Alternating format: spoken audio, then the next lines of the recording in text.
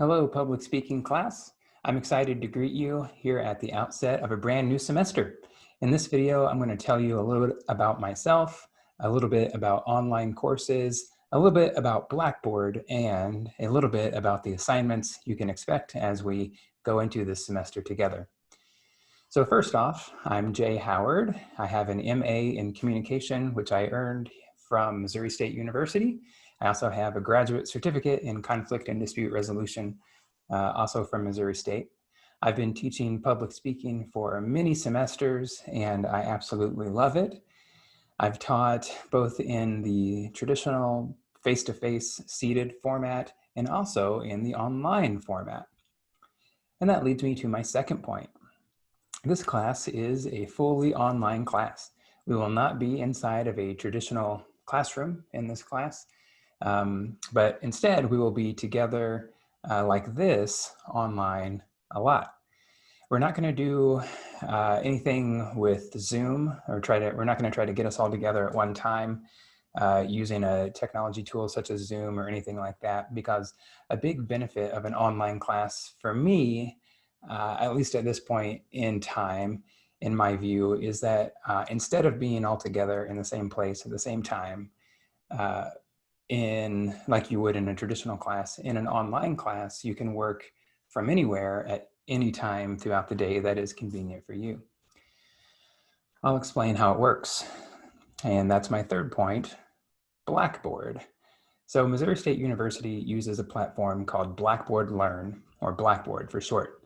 Blackboard is a virtual learning environment and learning management system. So it's kind of like Canvas. You have a Blackboard page for every single class that you're in at Missouri State. So that means in this COM 115 class that you're in with me, you have a Blackboard page for it.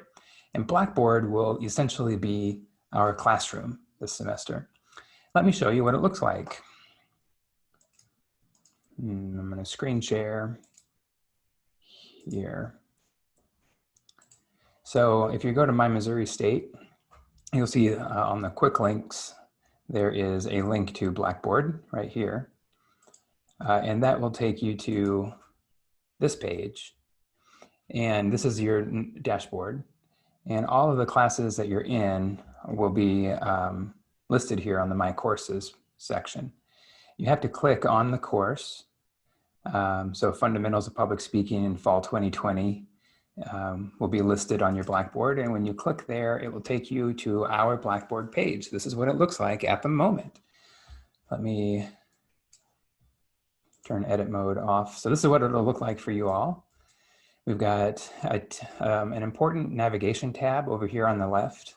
It says everything from announcements and instructor information, syllabus and schedule, and so on down the line. If you click on instructor information, you'll see some contact information from me, as well as a picture of my dogs and some of the blankets that I have knitted or crocheted. You got the syllabus and schedule here, as well as university policies and other syllabus information. This semester schedule will take you to a Google Doc that shows you week by week all of the assignments that I have planned and all the speeches all the way throughout the whole semester till we get to finals. So I encourage you to think about this class 1 week at a time. And then we'll worry about the next week when we get there. Let's see, we've got the ebook. This is super important. It's where all of the readings and all the textbook stuff is. And then the weekly folders is maybe the nerve center of the whole class. Every week there will be a new folder that becomes available. And you click on that folder and all of the assignments and instructions for everything you need throughout the week is contained inside of that weekly folder. All right. So let me say a few words about the assignments. You won't be surprised by this probably, but most of the assignments in public speaking class are speeches. Basically, you'll be recording your speeches, you'll be recording your videos on your own devices at home, and then uploading them to something called Go React, which is a file sharing service created specifically for public speaking. I've put instructions in the first weekly folder about how to get connected to Go React. There's basically a procedure involving an access code and an email from the bookstore called Welcome to Streamlined. And basically you take that access code and then go to Blackboard, the weekly folder, first one, and then click on my Go Bears assignment. And then it'll prompt you to put in your access code there, and then you can click through and get into the assignment. Once you get connected to Blackboard through the Go Bears assignment, then you'll be good to go for the rest of the semester, and you won't need that access code anymore. So the Go Bears assignment is simple. It's basically you record a 5-second video of you saying Go Bears and put it on Blackboard. And that kind of shows me as the instructor that you have been successful getting connected to Blackboard. And then once you upload that video, you can upload other speech videos when we get to that point in the semester. A couple of quick things I'll say in this video about speech videos. There are 5 guidelines I would like you to keep in mind. I'm going to try to put this verbiage in the course syllabus as well in case you would like a refresher. 5 things to do anytime you record a speech video for my class. Number 1, dress business casual. Number 2, have a neutral background. Number 3, no editing of the videos. Number 4, no need for a live audience. And number 5, no close-ups. I'll explain those top to bottom. So the first one was wear business casual attire. That is an appropriate dress code for a speech. And I can put a link for you in the description of the video and also in the syllabus. And I can put it, I can email it to you as well in terms of a kind of an explanation of what business casual attire is. But essentially, you just want to dress up a little bit for your speeches. Make them look professional. Number 2, have a neutral background. Notice I have behind me a bookcase. There's a lamp back there. What I do not have is a ceiling fan constantly whirling right behind me or a big bright light causing a glare. Try to be nice to your viewer, which is me and your classmates.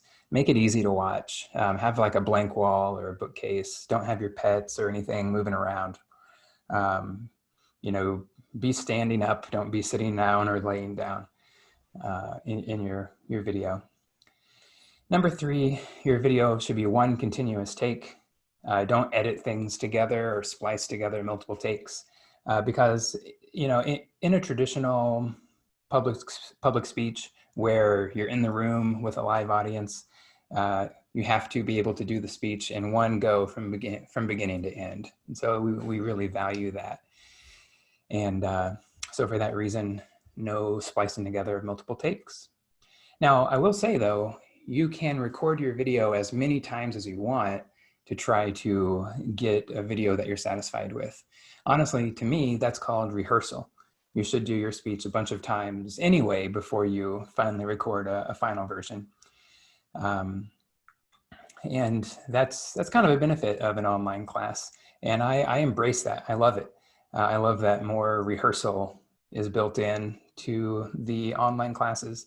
Because if we were face-to-face and people showed up to class on speech day and didn't rehearse their video, they might not do a great job delivering that speech in class because they didn't rehearse. So in the online class, the rehearsal is built into the recording process. You can see your video and know whether the video is something you want to upload as a final draft from me or not. And you can record it over and over until you get one you're satisfied with. Number 4, you do not have to assemble an audience for your speech. You don't have to show me in the video that there are people in there watching you. You're welcome to have an audience if there are people you live with or roommates or whatever, but not necessary. You will have an audience in the form of myself and your classmates, but they'll be watching your video after you post it to Go React. And finally, no close-ups. And the reason for that is part of public speaking is body language. And so I need to be able to assess how you use your hand gestures, for example, as well as your stage movement and other items like that. So this video that I'm recording for you now, it would count as a close-up because my hand gestures are not readily visible. So if I wanted to do a speech video, I would probably want to do something like this. The rule of thumb should be from the waist up, at least. That way, whatever you want to do with your hands is visible. If you want to count on your fingers, it's easy to do. If you want to do a little bit of stage movement and talk to stage right and stage left, you have that option. Just exactly like you would be if we were giving a speech face to face. So again, from the waist up, at least, is important for the purposes of public speaking instruction. All right, so now that I've talked about speeches, let me take a second to talk about the other major source of points in this class. And honestly, my favorite thing about online classes, the discussion boards. For every textbook chapter and for every textbook reading we have, I will ask you a discussion question that week about the assigned reading for that week, and we will discuss that discussion question using Blackboard discussion boards. Those will be found in your weekly folders. I'm going to do a lot of my teaching inside of those discussion boards. A lot of the teaching and learning in an online class happens in discussion boards. So I participate in them, you'll participate in them, you'll be replying to each other, and I monitor those discussion boards closely to ensure that what you're saying in the discussion boards is thoughtful and reflective and informed by the textbook reading. Finally, I'd like to mention that you can get a hold of me anytime through email. You can check the instructor information tab on Blackboard for more information. And I encourage you to email me, even if it's just to say hi, because I enjoy interacting with students one-on-one, and we need to be extra sure to create opportunities to do that in an online class. So again, I don't plan to Zoom with the whole class at one time, but I do plan to hold Zoom student hours or office hours where you can come and Zoom with me one-on-one. I'm also happy to speak with you on the telephone one-on-one as well. And so we'll work to get that process set up as the semester progresses. All right, let me know via email if you have any questions about any of the things I've spoken about so far today. And you know, we're getting ready to start an exciting semester, so let's get to work. Thanks.